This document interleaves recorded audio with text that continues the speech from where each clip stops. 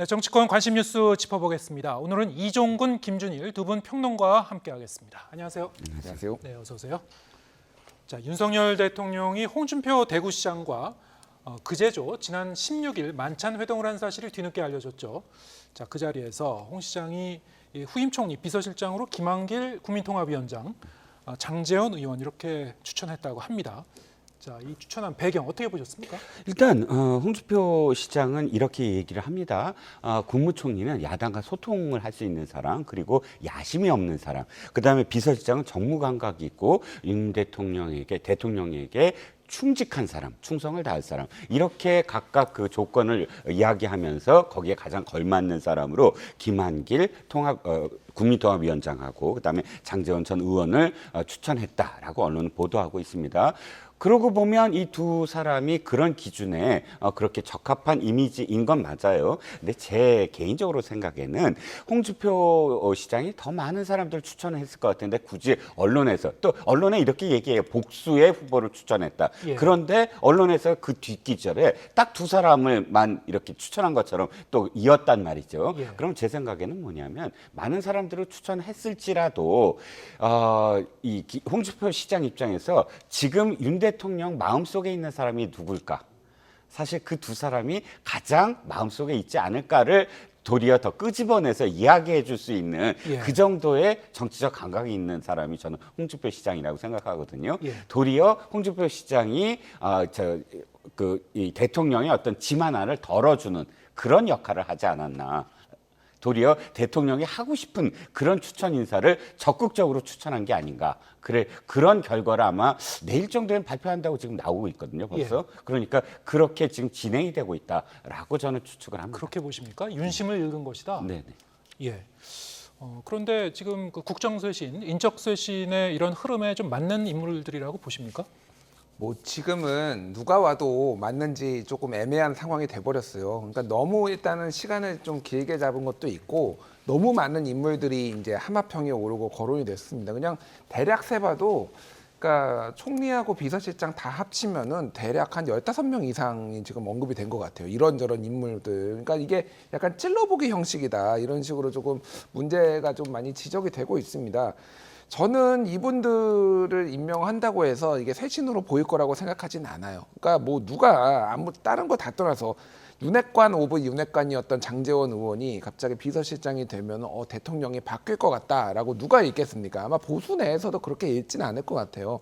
근데 이제 지금 어차피 이제 쇄신은 좀 물 건너갔다라고 이제 본다면은 장제원 의원은 대통령 입장에서는 굉장히 편안한 인물일 수도 있죠. 그러니까 누구보다도 대통령의 마음을 빨리 캐치를 해서 빨리빨리 움직여 왔던 걸로 알려져 있잖아요. 그러면 뭐 특별히 문제는 없을 것 같고 김한길 이제 국민통합위원장 같은 경우에는 보수층에서 오히려 싫어하죠. 약간 보수층에서 조금 반발을 하고 당의 정체성을 부정하는 거냐 이런 건데 글쎄 뭐 이 상황에 왔는데 지금 보수층에서 강하게 반발을 할까? 저는 그 생각은 듭니다. 그러니까 무난하다기보다는 그냥 뭐 어쩔 수 없다. 이 두 사람이 되더라도 어쩔 수 없고 누가 더 나은 카드도 보이지도 않는다. 뭐 이 정도로 평가하는 게 맞을 것 같습니다. 네. 가령 이 비서실장 같은 경우에는 대통령에게 충직하면서도 쓴소리도 할 수 있는 사람, 무엇보다도 정무적 조언을 적절하게 할 수 있는 사람, 그런 인물이 누구인가? 장제원 의원이 그런 역할을 할 수 있다고 보십니까? 일단 이 두 사람은 공통점이 있어요. 어떤 공통점이냐면 윤 대통령이 그러니까 검찰총장에서 그만두고 대통령 후보로 나가겠다라고 결심했을 때 당 외에서는 가장 크게 먼저 다가와서 힘을 실어준 사람이 김한길 위원장이고요. 당 내에서는 장제원 의원이 가장 먼저 힘을 쓰고 또 많은 그런 그 포지션에서 도움을 줬습니다. 그런 의미에서는 거의 초심, 맨 처음에 이 대통령이 내가 대통령이 되겠다고 했을 때 손을 잡았던 사람들이고 두 번째, 말씀하셨던 부분이 이런 거예요. 지금 대통령실의 가장 큰 문제가 열거를 해보면 정무적 판단 결여. 그다음에 기강, 청와대 기강, 아까 대통령실 기강이 지금 사실 엉망진창이다. 나중에 또 말씀을 드리겠지만 여러 가지 어떤 인선 과정에서 누수도 있었고 뭐 비선 얘기도 나오고, 근데 그것을 통제된 시스템으로 관리해야 되거든요. 이런 점들을 누가 할 것이냐? 그러면 이 힘이 있어야 된다고 저는 생각해요. 실세가 해야 된다. 그러니까 김대기 실장이나 혹은 이간섭 실장이 부족했다고 여기는 건 그 안에서 그만큼의 어떤 힘을 실어줬느냐라는 문제로 봤을 때 장제원 실장이 이야기하는 무게와 김대기 실장이 이야기하는 무게는 다를 겁니다. 그 안에서 수석이나 혹은 비서관들이 받아들이는 무게가, 그러면 어느 정도는 저는 기강이라든지 시스템화는 가능할 것 같고요. 더 중요한 건 정무적 판단이거든요. 스스로 판단을 하는 것이야 두말할 것 없지만 그것을 대통령에게 직언할 수 있느냐 없느냐에 대한 문제인데, 지금은 위기 상황 아닙니까? 누가 보더라도 이 위기 상황에서 어떻게 그 정무적 판단을 이끌어내느냐, 그 능력은 당연히 이 비서실장 해야만 하는 어떤 역할이기 때문에 저는 뭐 장제원 실장이 충분히 할 수 있다고 봅니다. 네. 어제 야권 인사 기용설이 언론에 이제 불거졌을 때, 그 전날 사실 이 만찬이 있었다는 얘기거든요. 만찬에서는 김한길 그리고 장제원 의원 추천이 됐었던 것이고, 그런데 그 다음 날에는 또 다시 야권 인사 기용설을 사실 대통령실에서 어떤 경로를 통해서 언론에 이제 흘러나온 것으로 이제 우리가 보고 있는데 혼란스럽습니다. 왜 그랬을까요? 뭐 이제 타임라인을 좀 설명을 드리면은 이틀 전 새벽 이제 5시 26분에 TV조선이 먼저 이제 양정철, 박영선, 뭐 기용설 얘기가 나왔고, 두 분한테 뭐 이제 긍정적인 답변도 받은 것으로 안다. 그리고 1시간 정도 뒤인 6시 32분에 이제 YTN 보도가 나왔는데 내용이 거의 일치했고요. 8시 53분에 대통령실에서 오전 8시 53분에 검토된 바 없다라고 얘기가 나왔고요. 그런데 다시 또 좀 시간이 지나니 이거는 대통령실 고위 관계자 얘기로 대통령의 뜻이다 얘기가 나왔고, 미디어 오늘이 취재를 하니까 YTN 보도국장과 TV조선 보도국장은 취재한 대로 보도했다. 오보라고 생각하지 않는다. 이렇게까지 나왔잖아요. 이 흐름을 보면은 이거는 그러니까 공식 라인이라고 이제 얘기를 하면 우리가 얘기하는 뭐 이제 비서실장, 그리고 뭐 인사수석, 그리고 이제 뭐 정무수석, 요 라인에 의지하고는 관련이 없는 쪽에서, 대통령실의 안에는 있지만은 관련이 없는 쪽에서 이 얘기를 흘렸다라고 이제 볼 수밖에 없는 거죠. 그래서 아예 특정된 이제 인물들 뭐 이니셜로 지금 뭐 L이니 K니 이렇게 나오고 있는데, 이거를 이제 뭐 이제 해석을 하기에 따라서는 이제 김건희 여사 라인 아니냐 이런 얘기가 나오고 있고, 오늘자 아침에 조중동이라고 불리는 조선중화 동아 사설에서 모두가 똑같이 비선 라인 아니면은 비공식 조직, 이 라인, 이 표현이 다 들어가 있어요. 중앙일보 이제 기사에서도 이제 용산에선 도대체 무슨 일이라고 해서 여권 관계자 말로 비선 라인을 합리적으로 의심할 수밖에 없다라는 얘기가 나왔거든요. 그러니까 이게 공통적으로 이렇게 다 같이 나올 때는 이유가 있는 겁니다. 그러니까 이게 괜히 나오는 게 아니잖아요. 그러니까 지금 이 상황은 좀 난맥상으로 가는 것 같고, 공식 라인의 기강이 이제 잡히지 않는다라는 겁니다. 그래서 이거는 뭔가 이제 심각한 문제가 있고, 뭐 천하람 이제 당선자 같은 경우에는 김건희 여사 라인이다라고 SBS 라디오에서 나와서 이제 그런 추정된다라고 얘기까지 했잖아요. 이게 저는 그냥 그 문고리 3인방, 박근혜 정부 때 그 문고리 3인방이 본인의 어떤 직책이나 직위와 상관없이 월권을 행사했었던 그런 게 좀 떠올리는 것 같고, 사실은 굉장히 보수 언론이 조심스럽게 썼지만은 사실은 그때 그게 이제 탄핵으로 이어졌다는 약간의 보수 진영의 트라우마가 있거든요. 그거를 굉장히 절제된 방식으로 경고를 한 게 아닌가. 뭐 사설이나 이 언론 보도들을 보면은 그렇게 좀 보여요. 그래서 이게 실제 어쨌든 누가 됐든 어쨌든 검토를 한 거는 맞는 것 같고, 그리고 당사자들도 불쾌하다라는 표현이 안 나왔습니다. 예를 들면 김부겸 총리 기용설에서는 김부겸 총리가 불쾌하다는 얘기가 나왔거든요. 근데 당사자들 양정철, 뭐 박영선 이분들은 그런 얘기까지 안 나왔다고 본다라면은 어느 정도 얘기가 된 것까지는 맞다. 그러니까 저는 그렇게 이제 이해를 하고 있습니다. 다만 이게 어쨌든 굉장히 국민들을 혼선에 빠뜨리고, 여당에서는 지금 당 정체성을 전면 부정하는 거다 반발하고, 야당에서는 야당 파괴 공작이라고 반발하고, 이게 이런 거를 이렇게 한 번씩 띄워봐가지고 도대체 뭐를 얻으려고 하는 건지 뜬금없고 이상하다. 이거는 정무적으로도 굉장히 잘못된 지금 뭐 애드벌룬 띄우기다. 저는 이렇게 생각을 합니다. 네. 어디까지 우리가 믿고 판단을 해야 될지 상당히 좀 혼란스럽긴 한데요. 일단 정황으로 보면은 그 비선이 가동된 거 아닌가 이런 얘기가 어쨌든 언론지상에서는 계속 좀 제기가 되고 있는 것이고 지금 설명하신 대로 지금 이 정부 요직 그리고 비서실장 여기에 대해서 적합한 인물을 찾으려고 하는데 일단 구인난이라고 하는 말이 나오고 있지 않습니까? 네네. 자, 그것이 하나이고 또 하나는 이런 이 대통령실 내부에서도 이런 좀 혼란스러운 정보 그래서 비선이라는 그 표현까지 지금 나오고 있고 네. 이 두 가지가 사실 그렇게 긍정적인 현상은 결코 아닐 텐데요. 정권에도 어떻게 보고 계십니까? 네, 두 가지입니다. 하나는 뭐냐면 이 정부는 컨틴전시 플랜이 없다. 플랜 B가 없다라는 겁니다. 선거가 총선의 결과가 그러니까 대통령실의 국정 운영에 얼만큼 큰 영향을 미치는지 뭐 다 자명한 사실인데 만약에 진짜 총선이 몇 대 몇이냐, 뭐 과반이 실패하느냐, 단순 우위가 실패되느냐, 아니면 200선 밑으로, 그러니까 100선 밑으로 실패되느냐에 따라서 대통령실이 가져야 될 그 다음에 어떤 플랜들은 여러 가지로 대처를 해야 되잖아요. 그리고 사실 제가 알기에는 여의도 연구원에서 굉장히 낮은 수치의 지금 가능성에 대해서 이미 다 보고가 되고 있었다라고 지금 뭐 뒤에 많은 어떤 후속 기사들이 나옵니다. 그럼 대통령실에 당연히 100석 언저리다라고 한다면 그 다음에 어떻게 대처를 해야 되는가, 전국 운영이 어떻게 돼야 되는가에 대한 빠른 사실 숙지와 그다음에 그 대응 방안들이 모색이 돼야 하는 게 너무 당연한 거 아닙니까? 근데 실제로 108석이다 그러면 그 다음에 대통령실이 취하는 어떤 이 행동이나 그럼 또 그 다음에 시기들 결과적으로 정치는 타이밍인데 전혀 제대로 이루어지지 않고 있고 우왕좌왕하는 모습만 국민들한테 노출된다면 예측 불가능한 전국이 계속되고 있는 것이죠. 그러니까 첫 번째는 그런 플랜이 없었던 거 아니냐. 그리고 두 번째는 뭐냐면 비선이란 말에는 동의하지 않습니다. 우리가 보통 비선, 실세 이 말이 국정농단 때문에 나온 말인데 네. 청와대의 어떤 공식적인 직함을 가지지 아니한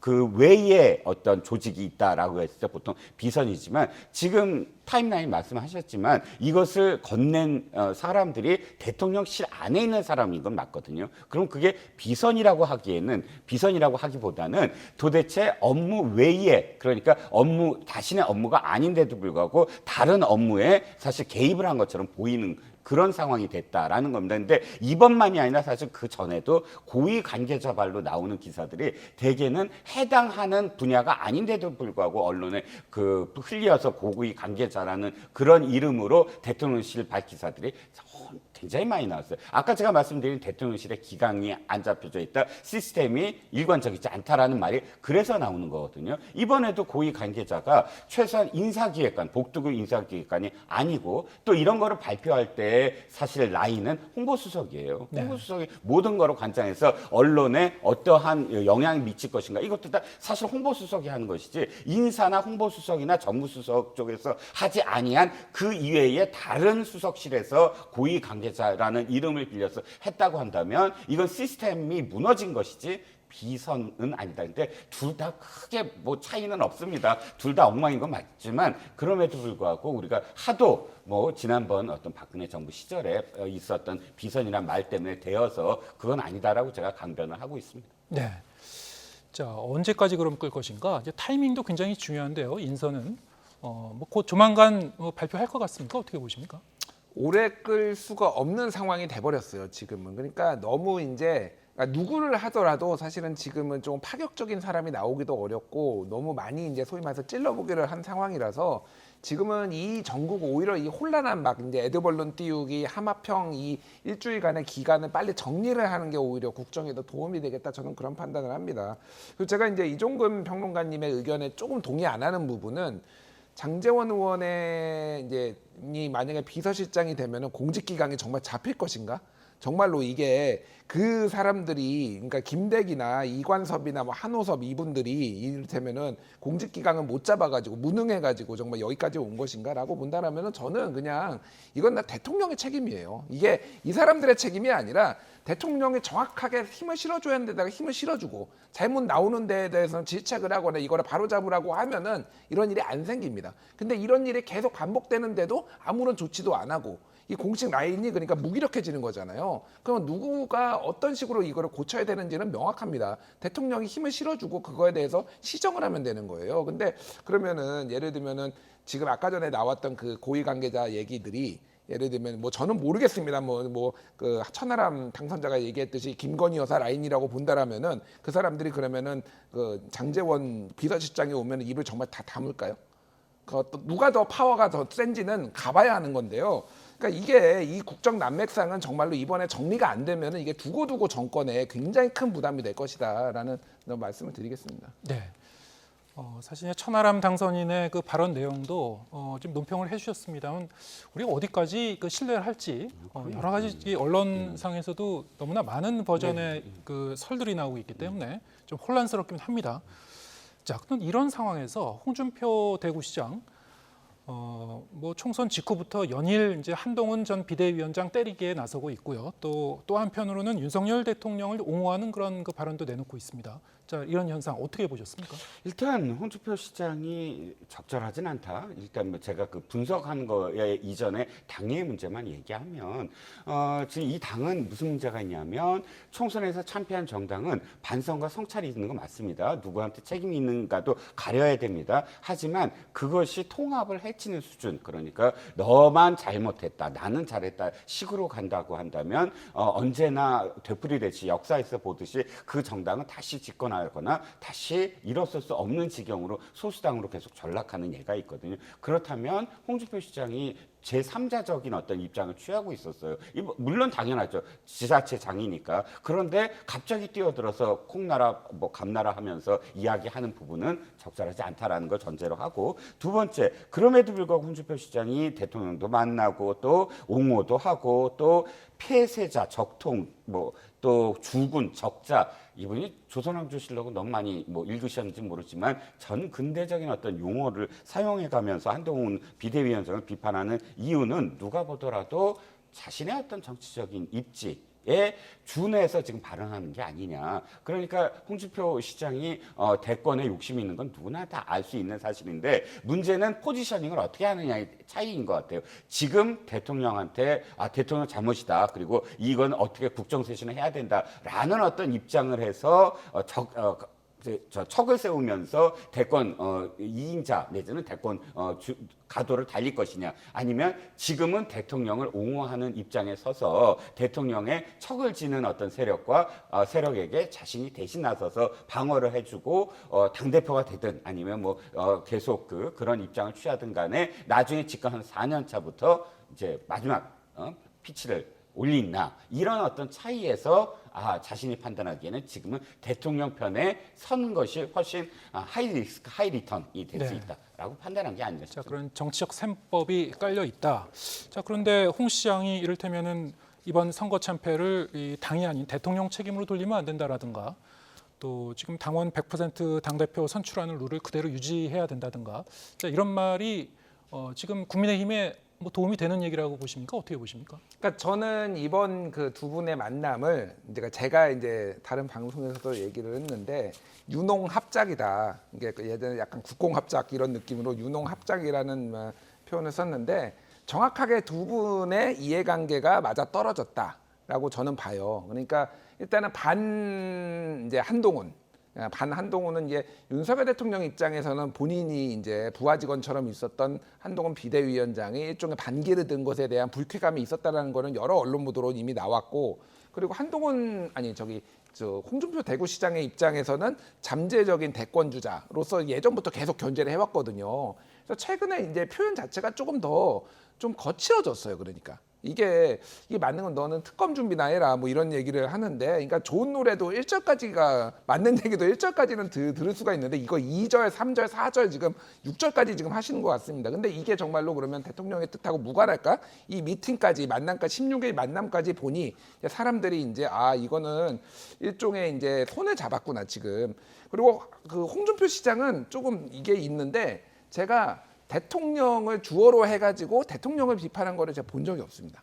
그러니까 뭐 제가 과문해서 모든 홍준표 시장의 발언을 본 건 아니지만 이번에도 대통령은 대선 지선 이겨주지 않았냐 그러고 정권을 약간 애둘러서 이렇게 좀 비판을 하거나 거기에 있는 사람들을 비판을 하지 대통령을 비판을 한 번도 안 하고, 지난번에 2022년에 지자체장 그때 만남 모임이 있었을 때 그때 가장 이렇게 머리를 이렇게 조아리면서 인사를 했던 그 사진 유명해요. 홍준표 시장만 이렇게 하고 계시거든요. 권력에 빨리 이렇게 보면은 권력을 알아보고 하시는 분이에요. 그래서 저는 이제 당대표 나오시려고 하는구나 이렇게 이해를 했어요. 왜 그러냐면은 대선 1년 전에까지는 이제 물러나야 되는데 지금 딱 3년 남았으니까 2년 임기를 온전히 채울 수 있고 홍준표 시장 같은 경우에는 지난번에 경선에서 진 이유가 여론조사에서는 이겼는데 당대표 당원들에서 윤석열 후보한테 밀린 거였거든요. 그러니까 당대표를 2년을 하면서 그러니까 안정적으로 본인이 좀 이게 당원들을 확보를 하는 이런 거를 좀 길을 가려는 거 아닌가. 그래서 총리 얘기까지 나왔지만 본인은 총리를 고사하고 다른 분들은 이렇게 추천을 하고 이게 정확하게 두 분의 이해관계가 지금 맞아 떨어졌다 저는 그렇게 보고 있습니다. 그래서 뭐 이거는 틀릴 수도 있고 지켜보면 되는데 어쨌든 좀 너무 세게 얘기하신다. 그리고 주군, 뭐 폐쇄자 이런 거는 봉건 시대 마인드입니다. 제가 다른 방송에서 이런 얘기를 한 적이 있어요. 보수는 리더를 군주로 여기고 진보는 리더를 교주로 여긴다고. 교주는 그러니까 진보는 약간 팬덤이 있고 열광적인데 여기는 봉건적인 마인드를 종종 드러내거든요. 정치인들이. 네. 이게 딱 그거예요. 주군의 대대다 폐쇄자 됐다라는 게 이게 지금 민주주의 시대에 맞는 얘기입니까 이게? 그러니까 좀 이런 발언은 좀 안 하셨으면 좋겠습니다. 알겠습니다. 홍준표 시장이 과연 당권에 관심이 있는지 그거는 사실 조금만 시간이 지나가 보면은 곧 드러날 것 같고요.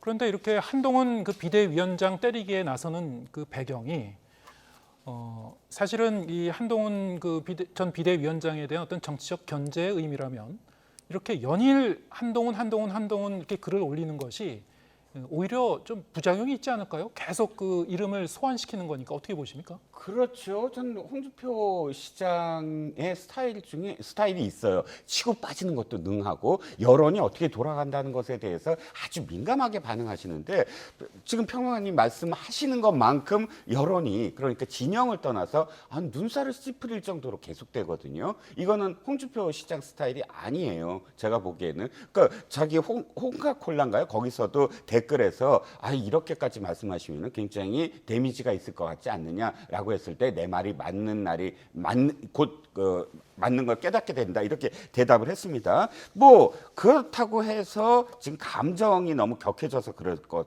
같다? 그건 아닌 것 같고 홍준표 시장도 계산이 분명히 섰을 겁니다. 그만큼 사실 위기라고 생각할 수도 있어요. 왜냐하면 지금 유세 기간 동안 한동훈 비대위원장이 보여줬던 잠재력을 저는 본 것 같아요. 실제로 뭐 득표 활동에 어느냐 도움이 되느냐 안 되느냐를 떠나서 보수의 그래도 하나의 어떤 아이콘 내지는 보수의 또 다른 인물이 나타났다라는 것은 보수든 진보든 전부 다 고개를 끄덕이게 만들었거든요. 그리고 또 현장마다 그 어떤 지금 군들 예를 들어 잠재 후보군들 나경원, 뭐 홍준표, 유승민, 뭐 이준석까지 포함해서 보수 그러면 왜 누가 지금 차기의 그 지도자감인가라고 물을 수 있는 사람들이 유세장에 갔을 때 그 호응도를 생각을 하면 지금 한동훈 비대위원장이 보여줬던 것은 상당히 무시 못할 그런 잠재력이 분명히 있거든요. 그 잠재력에 대해서 이번에 길을 확실히 꺾어놔야 된다라는 마음이 좀 너무 지나치게 이렇게 길게 이런 어떤 시쳇말들이 동원된 그런 표현들이 계속 나오는 게 아니냐라는 생각이 들죠. 네. 아무튼 이렇게 굉장히 많은 SNS 글이나 발언을 통해서 비판할 경우에 본인이 의도했던 그런 정치적 효과와는 다른 역효과가 혹시 나타나지 않을까 뭐 그런 뜻에 대한 질문을 드렸었고요. 일단 그 정도로 그 부분은 이제 마무리하겠습니다. 자, 그런가 하면은 박영선 전 장관이 SNS에 글을 올렸습니다. 협치가 중요하다 이렇게 메시지를 남겼는데 또 그런가 하면은 또 두 도시 이야기도 좀 인용을 하고요. 앞부분과 뒷부분이 좀 어떻게 연결이 되는 건지 좀 알쏭달쏭하긴 합니다. 어떻게 보셨습니까? 그러니까 뭐 서문을 그 두 도시 이야기의 서문을 인용을 했는데 우리는 모두 천국을 향해 가고자 했지만 엉뚱한 방향으로 반대로 나아가고 있었다. 그 시절은 지금과 너무 흡사하게 일부 목청 높은 권위자들은 그 시대를 논할 때 좋은 쪽으로든 나쁜 쪽으로든 양극단의 형태로만 그 시대를 평가하려 들었다라고 얘기를 했습니다. 그러니까 쉽게 얘기를 하면은 뭐 우리 사회가 너무 진영 논리에 양극화되어 있다라는 거를 찰스 디킨스의 두 도시 이야기를 인용해서 조금 멋지게 포장을 한 것 같아요. 네. 길게 뭐 쓰셨는데 그래서 아까 전에도 말씀드렸지만 박영선 국무총리 이제 하마평에 올랐을 때 본인이 이거에 대해서 외국에 있을 때 바로 반응을 하지 않고 이런 식으로 이제 불쾌감이나 이런 걸 드러내지 않았다고 하는 거는 저는 이게 마음이 있는 걸로 일단은 해석을 했고요. 또 하나는 이제 박영선 장관의 어떤 지금 정치적 입장이에요. 민주당 내에서. 그러니까 이재명 대표하고 약간 각을 세운 부분들이 있고요. 예를 들면 당대표 나왔을 때 그때 좀 반대를 한 것도 있고 최근에 이제 정치권에 좀 얘기가 많이 들었던 게 박영선 장관이 이번 총선에서 조금 이제 역할을 좀 하시려고 했는데 좀 어떤 역할을 조금 기대를 했는데 주류 쪽에서 아무런 반응이 없었다는 겁니다. 그래서 이번 총선에서 보면은 계속 반도체 얘기, 책 내시고 반도체 얘기를 했는데 언론 인터뷰에서도 심지어 총선 얘기는 거의 안 했어요. 반도체 얘기만 계속 했습니다. 심지어 네. 제가 전에 듣기로는 그쪽 제작진의 어떤 뭐 언론사 제작진에 들었는데 총선 얘기 묻지 말아달라.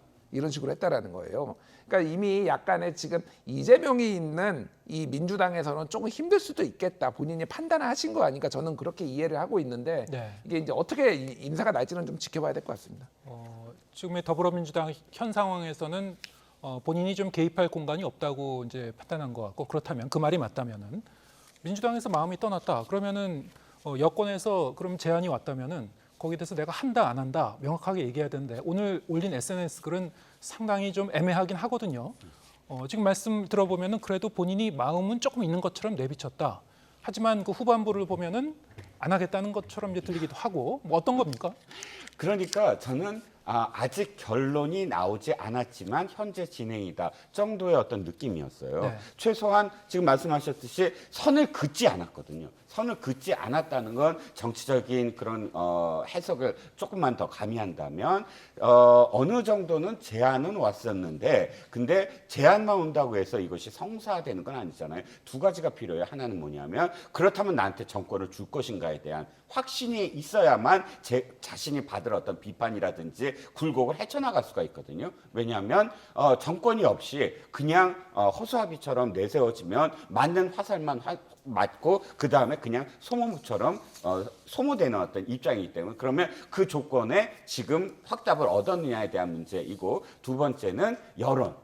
확실히 어떤 여론이 어떻게 움직일 것인가 또 뭐 확신이 안 서고 이런 어떤 상황 속에서 협치가 중요하다의 방점은 훨씬 더 저는 있다고 보여져요. 네. 거부하지 않고 협치라는 말을 쓴 것. 그래서 아직까지도 가능성이 있으니까 그 두 가지 조건만 완성이 되면 받아들일 수 있다. 라는 그런 스토리인데 과연 지금 그것이 맞을지는 지금 김한길 위원장의 변수가 갑자기 굉장히 많이 지금 예. 들어와서 예. 확신이 없습니다. 저도. 예, 그거 역시 며칠만 지나면 곧 예. 알 수 있을 것 같습니다. 근데 정치권도 야권 인사 기용설에 한때 이제 술렁거렸었죠.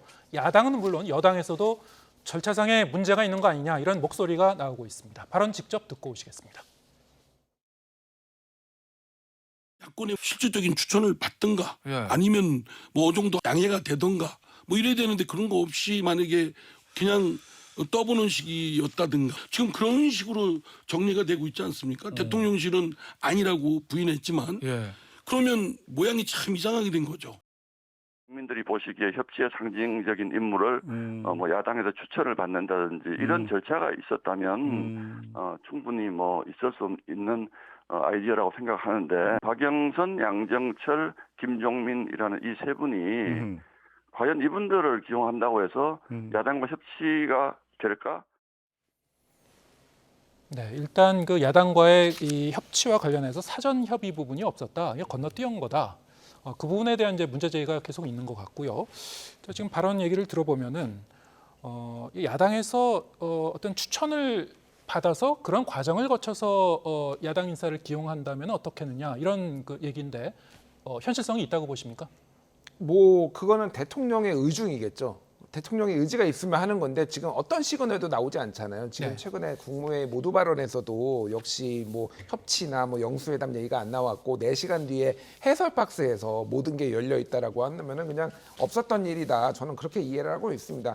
그러니까 이게 가장 큰 문제는 박영선, 양정철 이런 분들이 대통령 부부하고 사적 인연이 있다라는 거예요. 그러니까 이게 정말로 이분들이 훌륭하지 않다, 훌륭하다라고 제가 판단하려는 게 아니라 능력이 있고 없고를 떠나가지고 과거에 이를테면 법사위원장 때 검사 윤석열을 데려와서 저는 뭐 사람에게 충성하지 않습니다. 그거를 하게 했던 그 인연이 지금 있는 거잖아요. 그 양정철 전 비서관 같은 경우에는 지금 그렇게 알려져 있어요. 확인은 못했지만은 검찰총장 후보로 추천했다. 문재인 정부 때 뭐래 알려져 있습니까? 이거는 완전히 사적 인연이에요. 그럼 이렇게 했을 때 민주당에서 지지자들이나 야권에서 이거를 반길 것인가? 그러니까 저는 이거는 이 방식 자체가 좀 잘못됐다라는 뭐 신동욱 당선인이나 이상민 의원 뭐 이 부분에서 상당히 동의하는 편입니다. 네.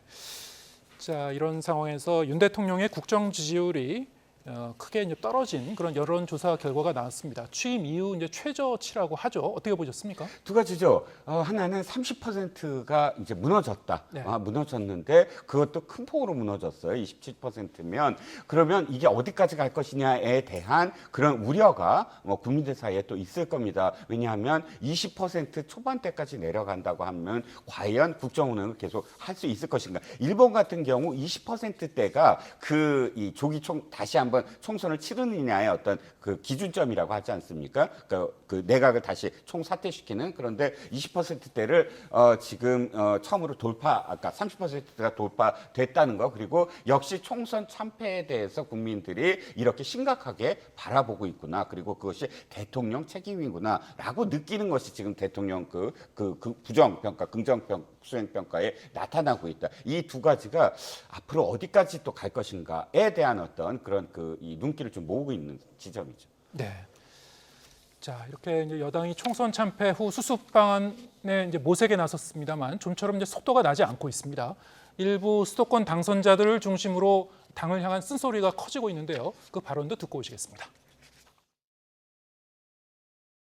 보수만의 단독적인 집권은 현실적으로 어려운 점이 있다는 것도 저희가 인지해야 될 것 같습니다.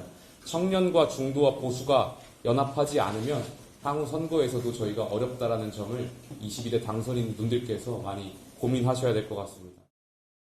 빠른 조기 전대를 통해서 지금 여러 가지 산적해 있는 국민의힘 문제를 그냥 덮을 것이 아니라 처절한 반성과 복귀를 통해서 백서를 먼저 만들어야 되는 것이 우선돼야 된다고 생각하는데 아직 그런 움직임은 좀 없는 것 같아서 그 부분은 조금 우려스럽습니다. 중요한 것은 혁신의 성격에 총선 패배 원인을 규명하고 백서를 만들고 또 사죄하고 이런 국민들에게 뭔가 실감나는 어떤 모습을 보여주는 그게 있어야 되는데 그게 없다는 그게 중요한 건데. 네. 윤상현 의원이 주최한 세미나에서 많은 그 얘기가 나왔던 것 같은데요. 사실 윤상현 의원 같은 경우에는 지난해 이른바 이제 여당의 수도권 위기론을 이제 제기했던 그 인물이기도 한데, 자, 오늘 세미나가 총선이 끝나고 나서 한 일주일 만에 이렇게 개최되고 이제 비로소 수도권 당선이라든가 이런 분들의 목소리가 나고 있습니다. 그런데 전반적으로 지금 여당의 분위기는 관령 비대위 얘기가 나고 있고요. 윤재욱 원내대표가 좀 키를 잡고 가는 쪽으로 무게가 실리고 있다라는 그런 뉴스들도 나오고 있고 저런 목소리하고는 조금 거리감이 있는 것 같거든요. 어떻게 보고 계십니까? 일단 오늘 저 토론회에 이제 박성민 민컨설팅 대표께서 이제 참석을 하셔가지고 네. 그 영상으로도 이제 유튜브나 이런 데서 많이 돌고 있는데 격앙된 모습을 많이 보여줘서 정말 꾸짖고 있구나 이분이. 근데 이제 그게 이제 촉발된 게 박수영 의원이 본인의 페이스북에 저 박성민 대표가 뭐 다 바꾸라고 했지만은 나는 그렇게 생각하지 않는다. 우리가 지난번보다 총선에서 2020년보다 격차가 좀 더 줄어들었고 103석에서 108석으로 늘었으니 이제 조금만 더 하면은 대권도 이길 수 있다. 이런 얘기를 해가지고 보수가 정신 못 차렸다. 지금 역사적으로 보수가 3번 연속 총선을 진 것도 처음이고 집권 여당이 일당한테 과반을 내준 것도 처음이고 그러니까 역사적 참패를 기록했는데 지금 정신 못 차렸다라는 얘기가 나왔습니다. 그래서 저는 뭐 여기에서 이 세 분이 지금 앞에서 들었던 세 분이 말씀하신 게 다 맞다라고 보는데 이게 인적 구성에 지금 근본적으로 좀 어려움이 있어요. 그러니까 기본적으로 지금 영남에서 당선된 분이 108명 중에서 거의 80명 이상인데 그럼 무슨 의사결정을 하든 그 중심으로 갈 수밖에 없습니다. 그럼 이분들의 기득권을 내려놓을 수가 있느냐. 이미 지난번에도 김기현 대표 체제에서도 김기현 윤재욱 해가지고 뭐 당 사무총장까지 해가지고 전부 영남이었거든요. 이번에 총선 치르면서도 당 그 선대위에 보면은 다 영남 분들 아니면 강원도 분이 다 들어가셨어요. 근데 사람이 없다라고 얘기를 하는데 정말로 사람이 없을까? 본인들이 기득권을 내려놓을 수 있을까? 이거는 영남 자민련으로 가는 위기가 아니냐 뭐 이런 식으로 얘기가 나오고 있는데 일단은 이거는 진짜 원점에서 모든 걸 놓고 재검토하지 않으면은 비슷하게 다시 갈 것 같아요. 특히 윤재욱 원내대표는 저는 적임자가 아니라고 봅니다. 왜 그러냐면 이분은 패배 책임을 가장 많이 져야 되는 선대위원장, 공동선대위원장의 한 분이었고 이제는 차기 이제 다음 회기가 시작하면은 원내대표를 새로 뽑아가지고 그분이 사실 비대위를 하더라도 그분이 하는 게 맞지.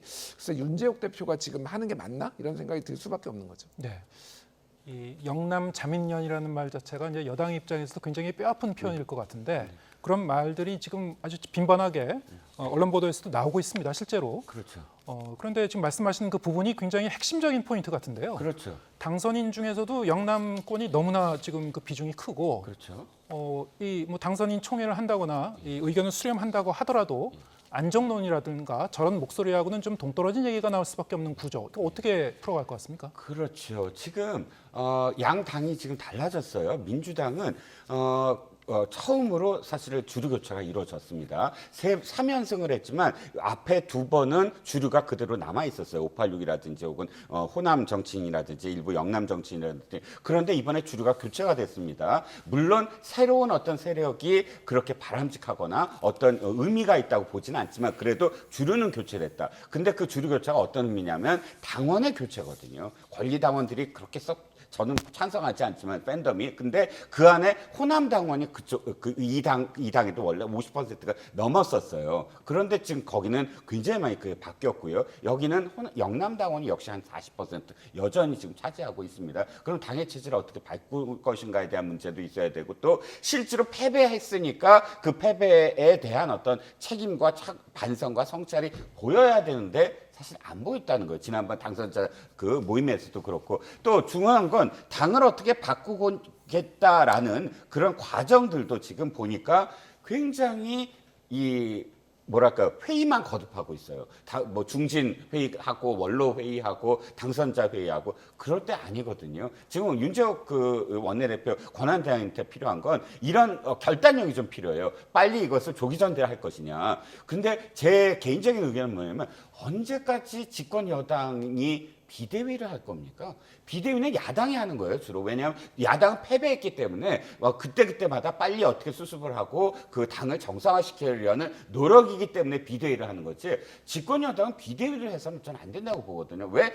안정적인 당을 보여야죠. 그래서 빨리 조기 전대를 하든 뭐 전대를 통해서 선출된 당권을 가진 대표가 성찰하고 반성도 하고 이끌어 나가는 모습을 보여줄 때 집권 여당이 이제 좀 예측 가능한 정치를 하겠구나라고 보여지는데 또 비대위, 관리형 비대위든 심의형 비대위든 비대위가 벌써 이미 2년 동안 3번, 4번, 이번엔 5번째예요. 그러니까 이런 어떤 논의를 하는 것조차 지금 너무 사치스럽게 가고 있다는 생각이 듭니다. 네. 자, 지금 이제 국회에서는 21대 남은 임기 동안에 더욱 격화된 그 여야 대치 정국이 지금 예고되고 있습니다. 민주당이 국회 농해수위 전체 회의를 단독 소집해서 제2양곡관리법으로 불리는 양곡법 개정안을 본회의에 직회부했는데요. 여야 입장 듣고 오시겠습니다. 저희는 계속해서 협의, 논의하다가 오히려 국민들에게 질타를 받았습니다. 저희 더불어민주당은 2번 실수는 하지 않을 것이고 민생을 위하고 국민을 위하는 일이라면 저희는 적극 밀어붙일 생각이고 이번 총선 결과가 나타내는 것이 민주당이 일방적으로 날치기를 하라는 국민들의 뜻은 아니라고 생각을 합니다. 21대 국회 내 민주당이 일방적인 모습들을 보여줬는데 이런 모습이 더 이상 있어서는 안 되는 행태였다고 생각합니다. 네, 특검 법안도 뭐 지금 줄줄이 예고가 돼 있고 양국관리법을 비롯해서 이미 이제 대통령이 거부권을 행사했었던 법안인데 이제 다시 이제 돌아온 것이죠. 예. 좀 이 쟁점 사안들이 뭐 한두 가지가 아닌데 어떻게 될 것 같습니까? 일단 민주당 입장을 먼저 좀 보면은 민주당 입장에서는 일종의 꽃놀이패다라고 보면 될 것 같아요. 그러니까 지금 이제 최상병 특검법을 비롯해서 많은 어떤 민생 법안까지 지금 합의가 안 되면 다 올리겠다라는 거잖아요. 그럼 대통령이 이미 9개의 법안에 대해서 이제 거부권을 행사했는데 이승만 대통령을 제외하고는 제일 많이 했어요. 집권 2년도 안 됐는데 그럼 이게 또 거부권 하면은 대통령에 대한 어떤 부정적 인식, 거부권에 남발하는 대통령 이게 이제 계속 혜택고 만에 하나 이게 통과가 되면은 민생을 챙기는 민주당 고대 야당이지만 우리는 민생을 챙긴다는 이미지를 얻을 수가 있는 거죠. 그러니까 민주당 입장에서는 전혀 나쁠 게 없고 이번 회기가 끝나면은 다음 국회에서 또 하면 돼요. 그러니까 이번 회기에서는 또 이렇게 뭐 좀 밀어붙이는 스탠스를 취한 거고 여당에서는 밀어붙인다, 뭐 협치를 안 한다라고 얘기했는데 국민들은 좀 그렇게 생각하지 않을 것 같아요. 그러니까 지금은 그럼 언제 정부 여당은 그러면 민주당한테 협치를 하겠다라고 손 한번 내민 적이 있어? 너희들이 협치를 말할 자격은 돼? 이런 식의 이제 정서 순서가 좀 지배적이라서 그래서 별로 이렇게 민주당이 손해 보는 장사는 아닐 거다. 이렇게 좀 강경하게 밀어붙여도 저는 그렇게 보고 있습니다. 네, 지금 대기하고 있는 법안들 보면은 대통령 거부권을 행사했는데 민주당이 다시 재발의한 법안, 양국관리법처럼 그런 것도 있고 거부권을 행사했는데 지금 아직 재표결에 붙이지 않은 법안도 있고요. 네. 줄줄이 지금 대기하고 있는 상황인데 그렇죠. 여당 입장에서는 근데 이 총선 전과 후가 좀 다를 수도 있어서요. 이를테면은 어떤 뭐 만에 하나 또 이탈표가 있지 않을까 뭐 이런 걱정도 없지 않아 있는 것 같고 또 한편으로는 지금 뭐 이 야당 입장에서는 뭐 꽃놀이패라고 표현하셨습니다만 그 야당이 일방적으로 그렇게 밀어붙일 때 혹시 여론은 어떻게 반응할 것인지 자 이런 여러 가지 측면에서 어떻게 보시고 계신지요?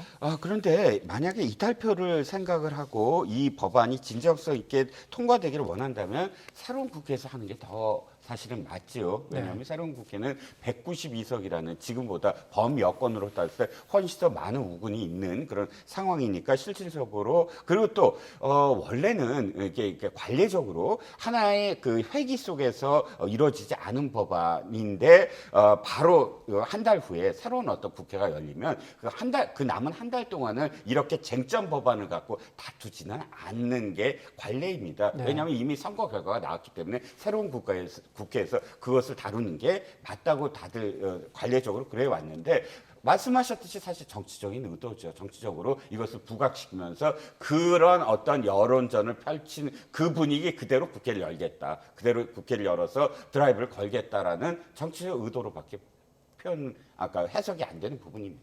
예, 알겠습니다. 오늘 말씀 여기까지 듣겠습니다. 이종근, 김준일 두 분 평론가와 함께했습니다. 고맙습니다.